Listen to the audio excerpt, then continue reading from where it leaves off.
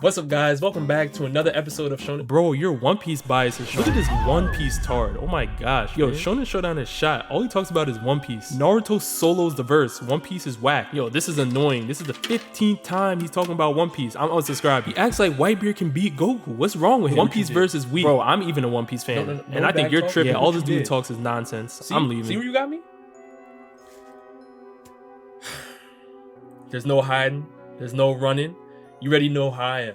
I keep it 100. I'm here to discuss all the comments. People have been coming at me for the longest time now. Rob, you're a biased One Piece fan. You're always picking the One Piece characters. You're sleeping on Naruto characters. You're sleeping on Seven Deadly Sins characters. You're sleeping on everybody. And I'm here to answer your questions.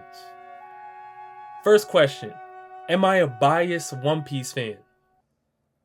Well, my question to you is, can Luffy beat Goku? Hell yeah, I'm biased. Nah, let me chill. Let me chill. In all seriousness, am I a biased One Piece fan? I gotta say yes and no. More like a kinda, because it's not where you guys think I'm coming from. A lot of you guys believe that I'm a biased One Piece fan because my favorite anime is One Piece and I just want my characters to win. But that's honestly not the truth at all. It actually has to do with the style of anime debates that I'm actually trying to bring to the scene. If you look at any of the older videos I have on the channel, I've always had this style. I don't always just go with the character that is deemed stronger by everybody else. I don't go along with what everybody thinks right away. I like to look at both characters and I try to see maybe if there's a way for the underdog to win, I will bring it to everybody's attention. That's where I'm at. And sometimes I make it and sometimes I miss it. Sometimes I miss the mark. And this is where you guys are here to check me because, again, listen, Shonen Showdown is a debate channel. Whether I'm debating with somebody else on the video or I'm debating with you guys in the comments and you guys are watching it, I'm just sharing my opinions. I'm not here to tell you what's right and what's wrong, but I definitely will let you know if I believe that there's an underdog that deserves to have some light shining on them. I don't care from which series. We can talk about during the Avatar Fantasy Draft video. I picked Ty Lee. A lot of you guys clown me in the comments, but some people saw where I was coming from. When I was talking about the most powerful characters in Hunter, I brought up Kurapika. A lot of people laughed at me. When I did the Shield Hero debate, I went with Pope Balmus. Everybody was laughing. When we talked about Naruto versus Meliodas, I was the one that said that Meliodas does have a shot. And the Naruto fandom killed me. And I still stand on that to this day.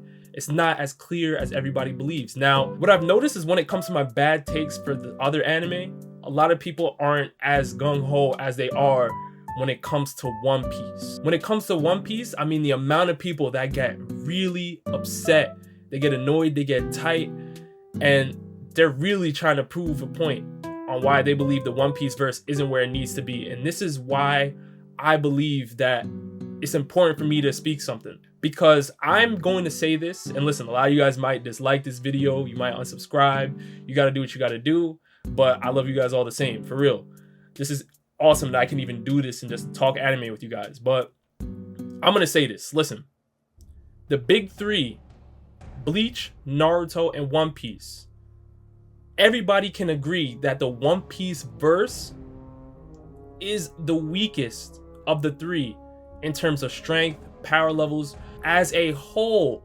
But that does not mean that every single character in the stronger verses can beat everybody in One Piece. And I have to really reiterate that on these gauntlet videos, on these versus battles, on this everything, because I'm telling you, I've seen some of the most beautiful essays written on the Naruto characters. I know how many mountains they blew up. I know how many jutsus they have, how many clones they can produce, what their chakra level is looking like, what Sage Mode, what Rinnegan, Sharingan, all of these abilities on the Naruto characters. And if you've seen any of my Naruto versus battles, I know about those abilities too. I know about all of those powers you're bringing up, but some of you guys are even educating me more on how powerful the Naruto characters are and everything like that.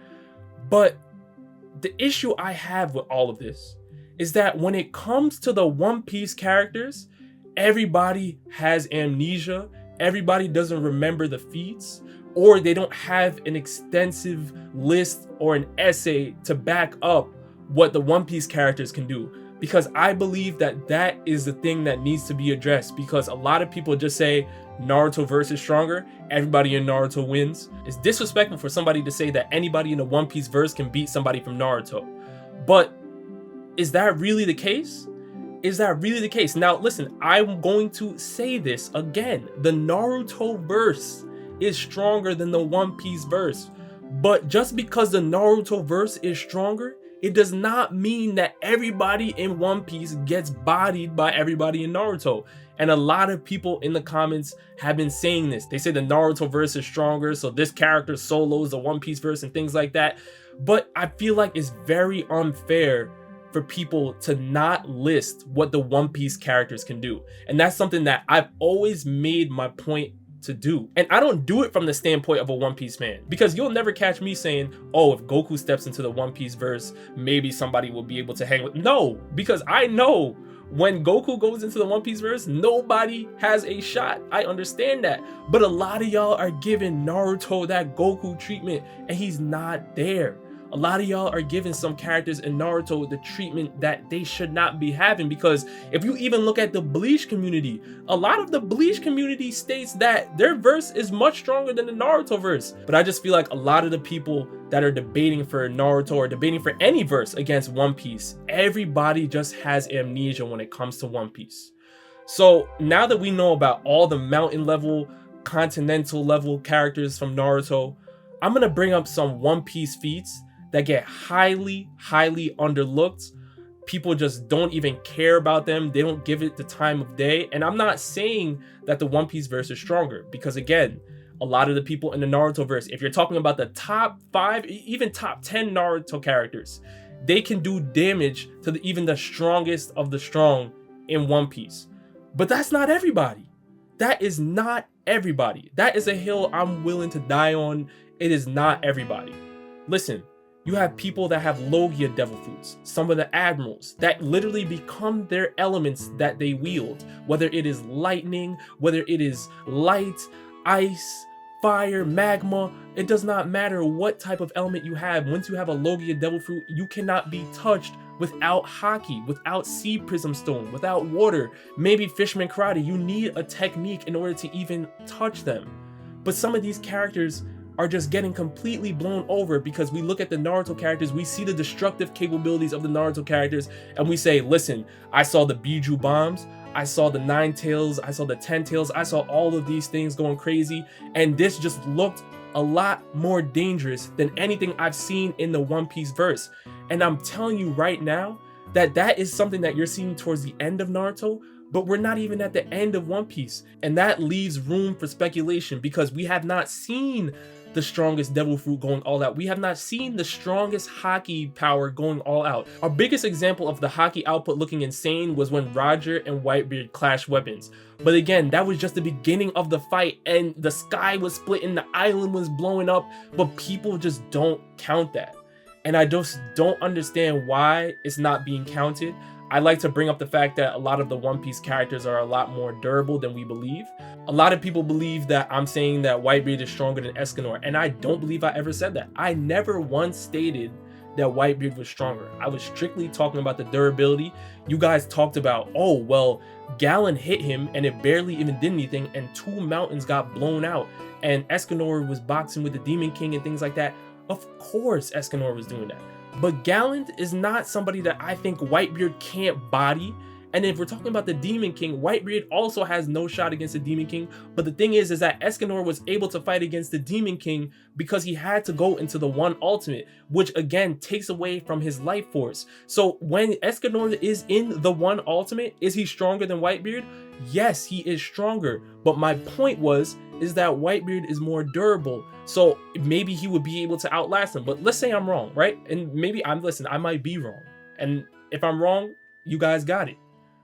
But Hashirama is coming up next, and people are bringing up Hashirama's feats, talking about how amazing Hashirama is, and never once did I say he's not amazing. But when I'm talking about how amazing Whitebeard is, everybody is just forgetting. When Son Goku said Whitebeard's power can literally destroy the world, people just ignored it. When we've seen Conqueror's Haki feats from Whitebeard that split the entire sky, everyone ignores it, but everyone's talking about how Hashirama is blowing up mountains. What about the sky? What about the tsunamis that Whitebeard created that literally almost flipped Marineford upside down? These tsunamis literally went all the way back towards Impel Down, that they hit Luffy's ship so he was able to land into Marineford from the sky.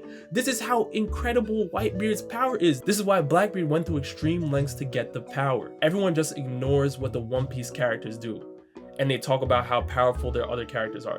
And that is my biggest issue. It's not that I won't say I'm not wrong at times, because I'm definitely wrong.